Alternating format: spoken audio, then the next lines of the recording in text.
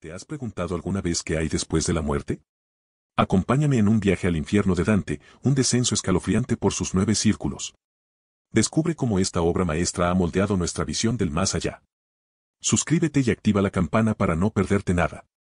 Bien, empecemos con Dante Alighieri, el genio detrás de esta obra maestra. Imagina a un hombre del siglo XIV, en plena Florencia, un lugar bullicioso y lleno de intrigas políticas.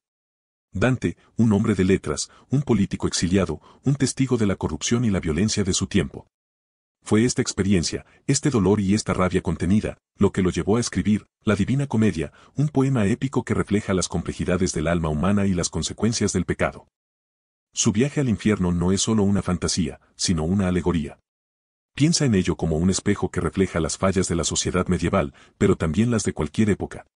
Cada círculo del infierno representa un pecado capital, un vicio, y el castigo que le corresponde. Dante no solo describe un lugar de sufrimiento físico, sino también uno de remordimiento moral. Es un viaje al interior de la conciencia humana, un viaje que solo tú puedes emprender. La Divina Comedia no es solo una obra literaria, es una experiencia. Es un viaje a través de la imaginación y la espiritualidad que ha cautivado a lectores durante siglos. La influencia de Dante en el arte, la literatura y la cultura popular es innegable. Su infierno, con sus descripciones vívidas y aterradoras, ha moldeado nuestra propia concepción del más allá. Prepárate para adentrarte en sus profundidades, porque lo que vas a ver te cambiará. Pues bien, imagina este infierno, no como un simple lugar de fuego y azufre, sino como una compleja alegoría de la condición humana. Para Dante, el infierno es una representación escalonada del pecado, un embudo que te lleva hacia abajo, a través de 9 círculos, cada uno representando un tipo de pecado, desde la simple negligencia hasta la traición más absoluta. Piensa en ello como un descenso a las profundidades del alma, donde cada nivel te muestra las consecuencias de tus acciones. Cada círculo, te lo digo, tiene su propio tormento, un castigo que refleja la naturaleza del pecado cometido. No es una simple venganza divina, sino una consecuencia lógica de las acciones pecaminosas. Los lujuriosos, por ejemplo, son arrastrados por un viento furioso, mientras que los avaros y pródigos se ven obligados a cargar pesadas piedras eternamente. Es una justicia poética, una representación visual del daño que causamos. A medida que desciendes, los pecados se vuelven más graves, y los castigos, más terribles. El infierno de Dante no es solo un lugar de sufrimiento físico, sino también de desesperación espiritual. Es una representación del aislamiento, de la pérdida de la gracia divina y de la imposibilidad de escapar de las consecuencias de nuestras acciones. Al final de este viaje infernal te encuentras con Lucifer, el mismísimo diablo, congelado en el hielo del 9º círculo. Piensa en el infierno de Dante como un gigantesco embudo, tú sabes, uno de esos que se usan para verter líquidos. Empieza ancho, en la entrada, y se va estrechando a medida que desciendes, cada vez más profundo en la oscuridad. Este embudo no es solo una forma, sino una representación de cómo los pecados se intensifican, volviéndose cada vez más graves a medida que te acercas al centro. En la parte superior, más ancha, están los pecados menores, los que cometemos por debilidad o ignorancia. A medida que bajas, los círculos se van haciendo más pequeños y apretados, reflejando la gravedad creciente de las transgresiones. Es una espiral descendente, una progresión implacable hacia la peor de las condenas. Imagina la presión que se va acumulando, la sensación de ser atrapado, de no poder escapar. Cada círculo representa un tipo de pecado, y el castigo que recibes está directamente relacionado con él. Es una justicia poética, cruel, pero implacable, una metáfora del peso de la culpa que uno lleva consigo. Así que, imagínate llegando al infierno, pero no al infierno de fuego y azufre que esperabas.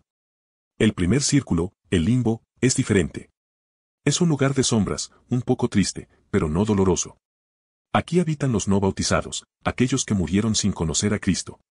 Piensa en grandes filósofos y poetas de la antigüedad, gente virtuosa, pero que no tuvo la oportunidad de la fe cristiana. No sufren tormento físico, pero sí una especie de melancolía eterna por la ausencia de Dios.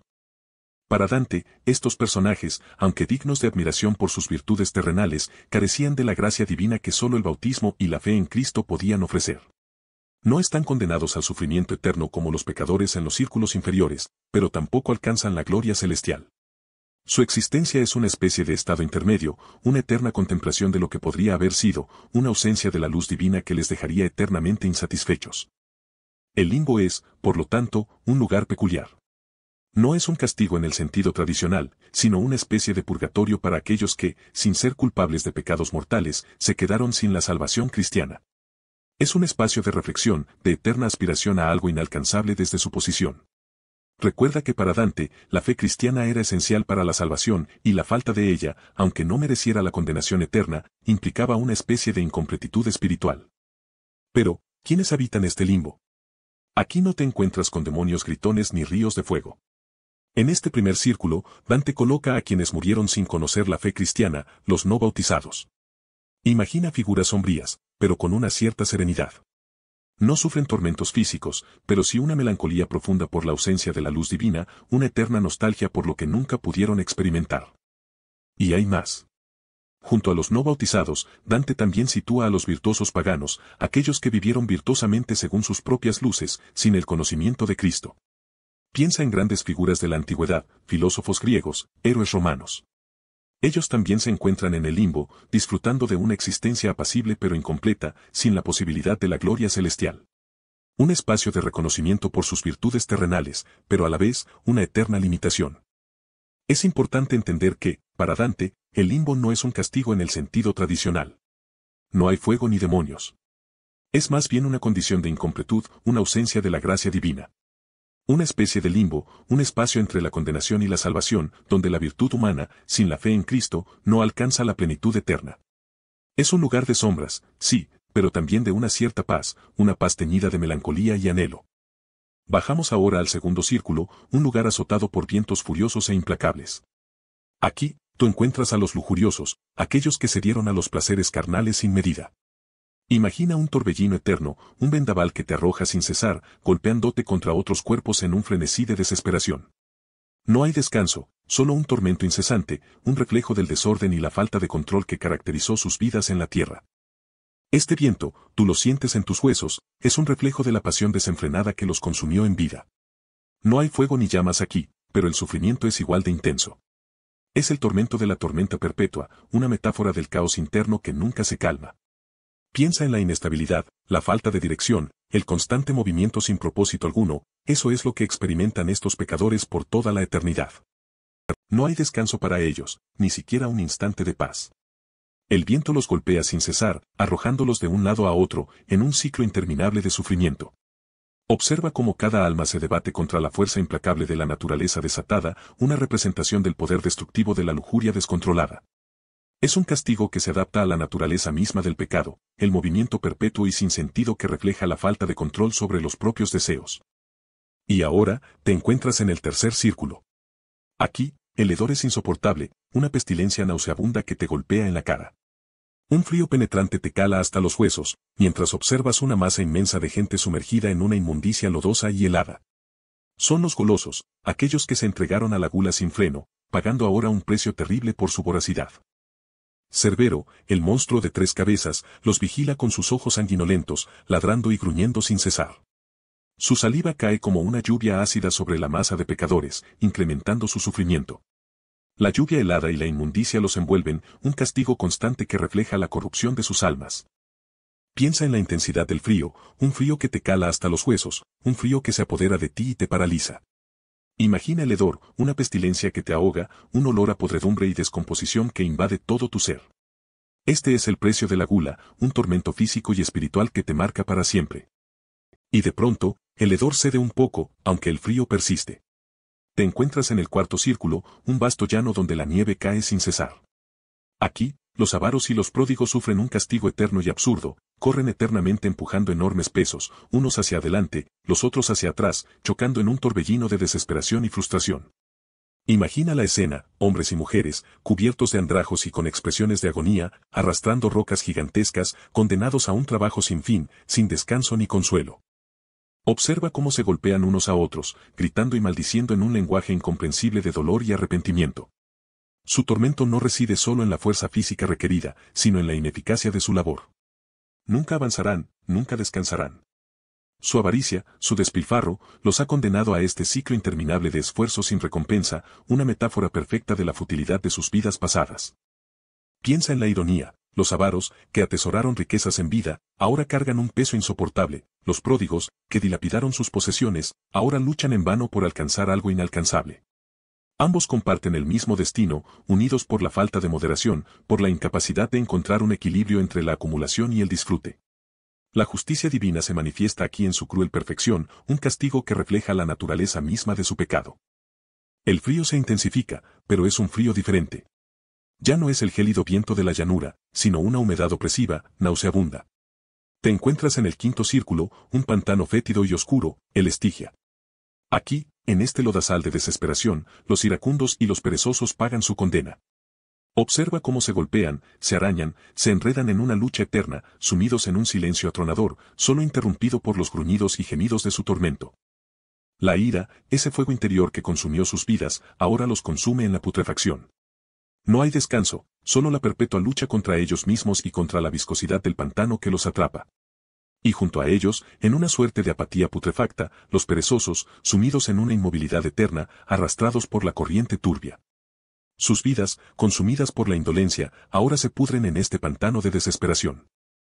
Para cruzar este abismo de desesperación, Caronte, el barquero de las almas, te espera. Él es el encargado de transportar a los condenados a través del río Aqueronte, el límite entre el cuarto y el quinto círculo. Observa su barca, una oscura y destartalada embarcación, surcando las aguas pestilentes.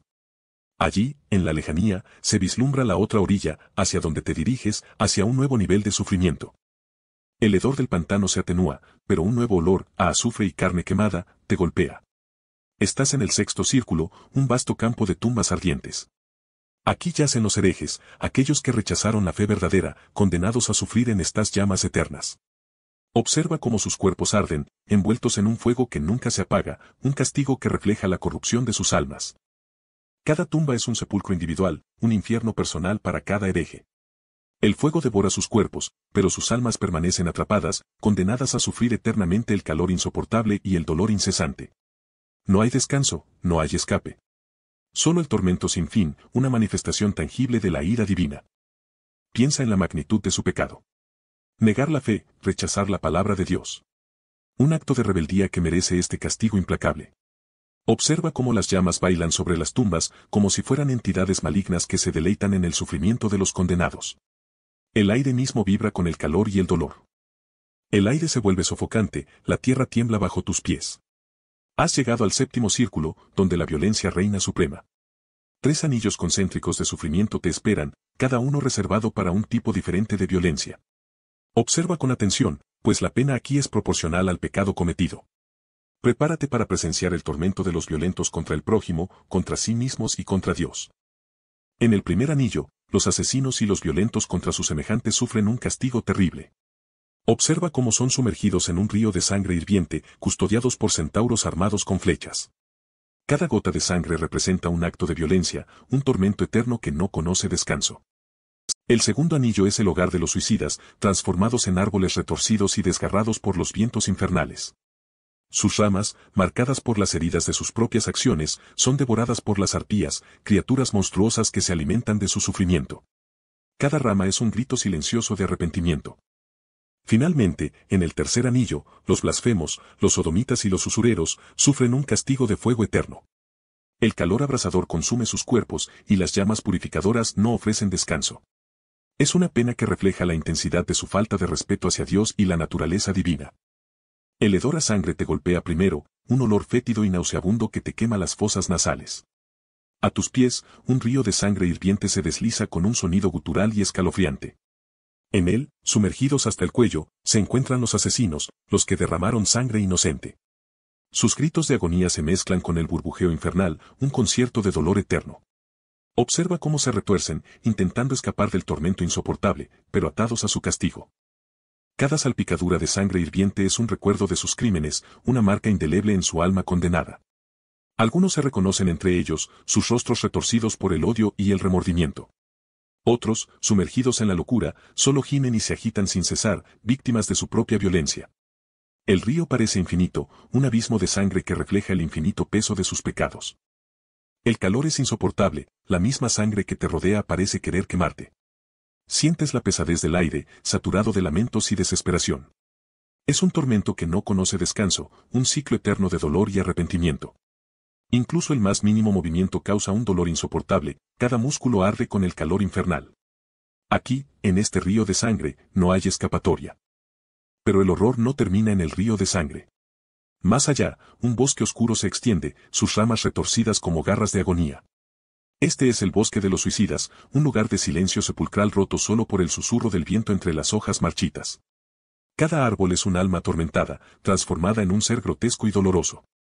Observa cómo sus ramas se retuercen, sus hojas secas susurran historias de desesperación y arrepentimiento, un eco de la autodestrucción que los trajo aquí. Las almas convertidas en árboles sufren un tormento constante. Las arpías, criaturas monstruosas con rostros humanos y cuerpo de ave, las desgarran sin cesar, alimentándose de sus almas torturadas. Imagina el dolor, el desgarramiento perpetuo, la angustia eterna de una existencia sin fin, un castigo que refleja la violencia que se infligieron a sí mismos en vida. Escucha sus lamentos, sus gemidos desgarradores que se pierden en la penumbra del bosque. Recuerda que cada árbol representa un alma perdida, un ser que decidió acabar con su propia existencia. Piensa en el peso de esa decisión, en la culpa eterna que los persigue, en el arrepentimiento que los consume. El bosque es un laberinto de dolor y desesperación, un reflejo de la violencia que ellos mismos se infligieron, un tormento que se extiende hasta el infinito, sin esperanza de redención. Observa cómo las sombras se mueven, cómo los árboles susurran su dolor. Pero aún hay más sufrimiento en este séptimo círculo. Más allá del bosque, te encuentras con una llanura desolada, bajo un cielo siempre amenazante. Aquí, la violencia contra Dios, la naturaleza y el arte se castiga con una lluvia infernal de fuego. Imagina, si puedes, una lluvia incesante, no de agua, sino de llamas ardientes que te envuelven, quemando tu carne hasta los huesos.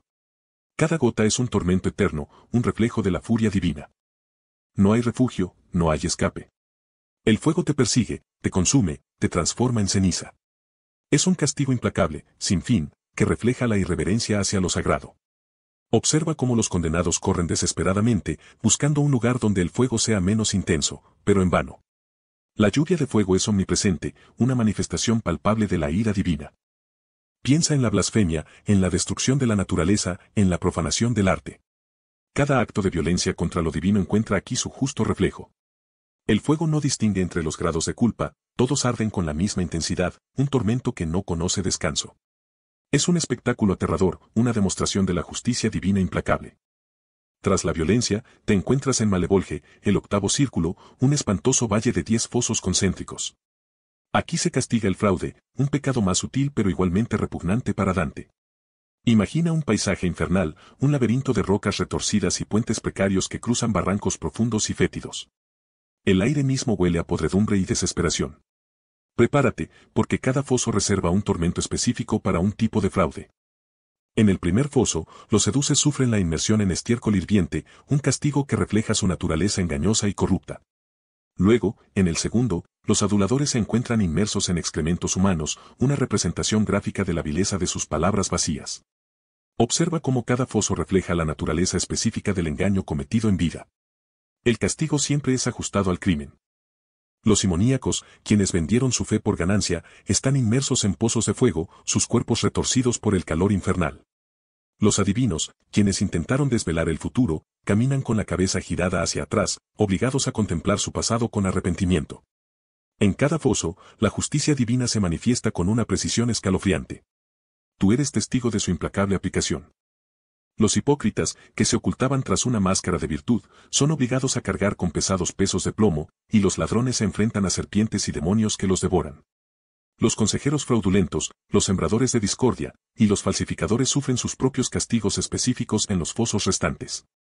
Cada uno es una representación vívida de la justicia poética de Dante. En el primer foso, verás a los seductoras, inmersos en un lago de hielo que congela sus deseos y los condena a una fría eternidad. Luego, en el segundo, los aduladores, sumergidos en excrementos, un castigo acorde a la vileza de sus palabras. Recuerda que Dante consideraba la adulación como una forma de corrupción moral. El tercer foso alberga a los simoníacos, cabeza abajo, enterrados hasta el cuello, con las piernas en llamas.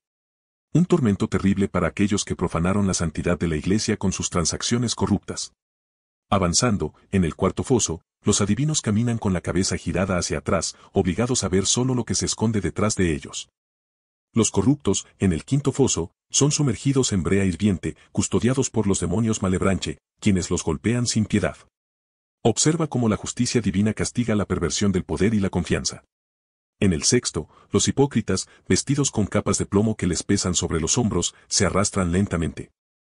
Los ladrones, en el séptimo foso, son atacados por serpientes que se les enroscan en el cuerpo. Un castigo que refleja la naturaleza traicionera de sus actos. Después, los consejeros fraudulentos, envueltos en llamas, sufren un tormento eterno por sus consejos maliciosos. Más adelante, en el noveno foso, los sembradores de discordia sufren mutilaciones horribles, sus cuerpos desgarrados por demonios. Finalmente, en el décimo, los falsificadores padecen enfermedades repugnantes y deformidades aterradoras, un castigo acorde a sus engaños. Y finalmente, llegas al noveno círculo, Cosito, el lago helado. Aquí, en el corazón mismo del infierno, te encuentras con los traidores, inmersos en el hielo hasta el cuello.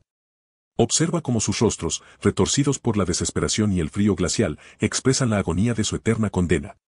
Es un castigo terrible, una prisión helada que refleja la naturaleza traicionera de sus actos en vida. Cada traidor está congelado en una pose que representa su pecado.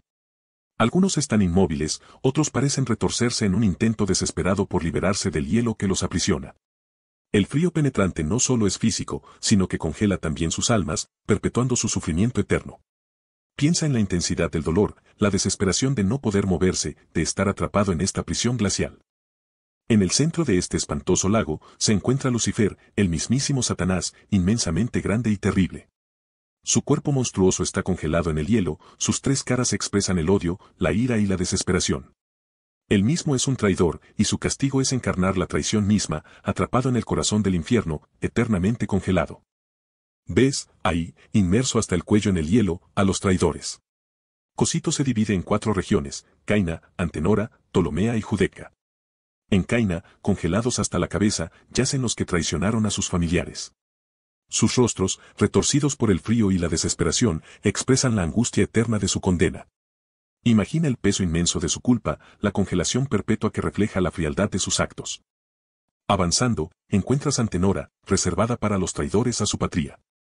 Aquí, las figuras congeladas se agrupan en formaciones grotescas, retorciéndose en un abrazo gélido de desesperación.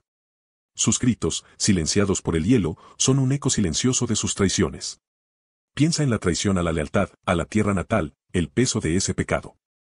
En Ptolomea, el hielo envuelve a los traidores a sus amigos y benefactores. Observa cómo sus cuerpos, inmóviles y helados, parecen perdidos en un mar de hielo. La traición a la confianza, a la amistad, la condena es aún más profunda aquí. Este círculo refleja la naturaleza implacable del castigo divino. Finalmente, llegas a Judeca, el lugar más profundo y helado de Cosito. Aquí, en el corazón mismo del infierno, yacen los peores traidores de todos, los que traicionaron a sus señores y benefactores. Observa la desesperación en sus rostros, la condena eterna que se refleja en el hielo. Es la traición en su forma más vil, la más castigada. Y ahí está, tú lo ves, Lucifer. Inmerso hasta la cintura en el hielo, su gigantesco cuerpo retorcido, una grotesca parodia de la majestad divina. 3 rostros tiene, cada uno expresando un tormento diferente, ira, tristeza y desesperación. Sus alas, otrora símbolo de poder, ahora son inútiles, congeladas en una eterna agonía. Sus garras, enormes y afiladas, sujetan a Judas Iscariote y a los otros traidores más infames. Observa cómo sus fauces se abren y cierran en un silencio eterno, un suspiro helado que recorre el abismo. Su mirada, vacía y penetrante, parece perforar la misma oscuridad. El rey del infierno, derrotado y encadenado, sirve como un recordatorio terrible del poder del pecado y la justicia divina. Su prisión de hielo, un castigo eterno, es un reflejo de la naturaleza inmutable de su traición. Es el final, el punto más profundo de la oscuridad, un lugar donde el arrepentimiento es imposible. Observa cómo cada castigo refleja el pecado cometido. Judas, Bruto y Casio, traidores a la máxima autoridad, están congelados en el hielo, inmovilizados en un tormento eterno que simboliza la frialdad y la traición que habitaba en sus corazones. Es una justicia poética, ¿no crees? Su sufrimiento es una imagen del daño irreparable que causaron. Piensa en los violentos, condenados al río de sangre hirviente. El fuego y la sangre, símbolos de la pasión desenfrenada y la violencia que caracterizó sus vidas, ahora los consumen eternamente. Es un castigo que refleja la naturaleza de sus crímenes, un círculo infernal que solo ellos podrían merecer. Y los lujuriosos, arrastrados por el viento furioso, incapaces de encontrar descanso. El viento, símbolo de la inestabilidad y la inconstancia de sus deseos, los azota sin cesar. Su tormento es una representación física de la falta de control y la agitación que definieron sus vidas terrenales. Dante te muestra, con toda crudeza, la justicia divina en acción. La Divina Comedia no se quedó en el papel. Imagina, tú, la influencia que tuvo en artistas como Botticelli, que plasmó escenas del infierno con un realismo escalofriante, capturando la desesperación y el tormento de los condenados. Sus pinturas, llenas de expresividad, nos permiten visualizar el horror descrito por Dante, llevando su obra a un público más amplio. Pero la influencia de Dante no se limitó a la pintura. Piensa en la literatura, tú. Autores de siglos posteriores, desde el Renacimiento hasta nuestros días, han recurrido a la Divina Comedia como fuente de inspiración, utilizando sus imágenes, sus símbolos y su estructura alegórica para explorar temas universales como el pecado, el arrepentimiento y la justicia divina. Desde Milton con su Paraíso Perdido, hasta obras contemporáneas que reinterpretan los 9 círculos del infierno, la sombra de Dante se extiende por la historia de la literatura. Su obra no solo describe un viaje al inframundo, sino que también traza un mapa de la condición humana, un tema que ha resonado profundamente en la mente de los creadores a lo largo de los siglos. Antes de Dante, la idea del infierno era más difusa, una especie de lugar de sombras y castigo. Pero Dante, con su obra maestra, lo cambió todo. Él te ofrece una estructura, un mapa, un viaje escalofriante por 9 círculos que descienden hasta el mismísimo Lucifer. Imagina la complejidad de su visión, la precisión con la que describe los tormentos, un verdadero catálogo del mal. Su infierno no es solo un lugar de castigo, sino una representación alegórica de los pecados humanos. Piensa en cómo cada círculo se corresponde a un tipo de pecado, y cómo el castigo refleja la naturaleza del delito. Es una obra magistral que te invita a la reflexión sobre la moral y la justicia, y que, a su vez, ha inspirado a innumerables artistas y escritores a lo largo de los siglos. La influencia de Dante es innegable. Su descripción detallada del infierno, con sus personajes, sus castigos y su estructura, se convirtió en un referente cultural. Si piensas en la imagen que tú tienes del infierno, es muy probable que esté profundamente marcada por la obra de Dante. Desde el arte hasta la literatura, su legado perdura, moldeando nuestra percepción del más allá.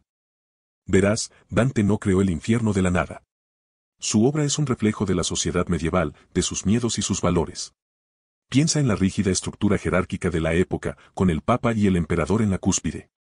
Ese orden se refleja en el infierno, un embudo que va del limbo, con los no bautizados, hasta Lucifer, en el fondo. Cada círculo es un escalón, un castigo acorde a la gravedad del pecado, una metáfora de la justicia divina, pero también social. La avaricia y la lujuria, pecados capitales que castigaban duramente en la sociedad medieval, también tienen su lugar especial en el infierno de Dante. Recuerda las normas morales y religiosas tan estrictas de la época, donde la riqueza desmedida y los excesos carnales eran mal vistos y severamente condenados.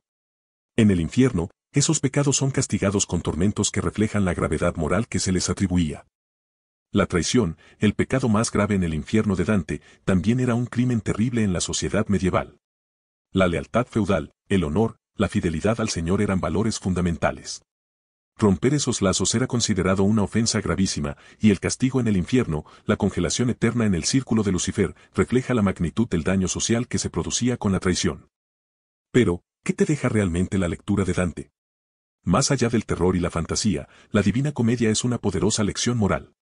Observa cómo Dante te muestra las consecuencias de cada pecado, no como un castigo arbitrario, sino como una consecuencia lógica de las propias acciones.